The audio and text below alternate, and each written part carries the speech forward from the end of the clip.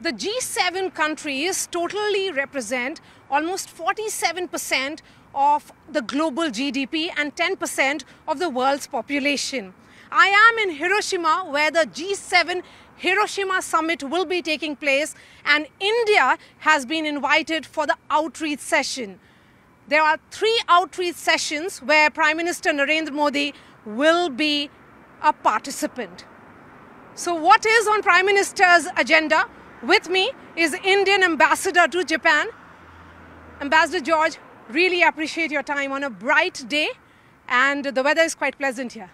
Thank you very much. We look forward to the visit of Honorable Prime Minister to Hiroshima tomorrow. As you are aware, in March, Prime Minister of Japan, Mr. Kishida, had visited India, met our Prime Minister and personally invited him to come to Hiroshima summit. And the invitation has been accepted, and he is coming here tomorrow. We look forward to the visit. Particularly the significance of Hiroshima in the backdrop of an ongoing conflict between Russia and Ukraine. You have an aggressive China and also the tensions in North Korea. Do you think the G7 countries will be able to send that important message of nuclear disarmament? India always stands for peace. As you are aware, our position on Russia-Ukraine issue has been well articulated by our leadership in the past on many occasions, including at the UN Security Council when we were a member of the UN Security Council. So India always stands for peace. Prime Minister has made it very clear that this is an era of peace and not of war. That continues to be our position. India has said, yes, you rightly said, and that has been included in the statement that was issued also, that this is an era of peace. That is why perhaps the unveiling of the Gandhi bust becomes important. Gandhi being established in Hiroshima. Gandhi is a symbol of peace. In fact, United Nations unanimously adopted October 2nd as the International Day of Non-Violence. So the presence of Gandhi in Hiroshima is a very important development and is a contribution of India to the peace in the world. And Prime Minister will be unveiling a Gandhi bust. What is the event going to be like? It is being worked out. Okay, I'm sure you're being very tight-lipped about Prime Minister's schedule. Because Joe Biden said that he will not be visiting Australia, and that is the reason why Quad has been cancelled. There is a high probability that there could be a Quad summit on the sidelines. Can we confirm that there is a high possibility of that? It's work in progress, I would say. That is also a work in progress. What about the bilaterals? Again, yes, it's a work in progress, I would say. Let's talk about Hiroshima and the significance of powerful nations meeting in Hiroshima and 8 countries, including India, being invited.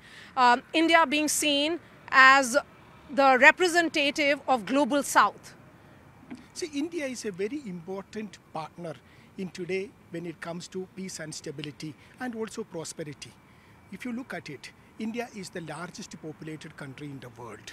We are 1/6 of the total population of the world. It is the 5th largest economy in the world.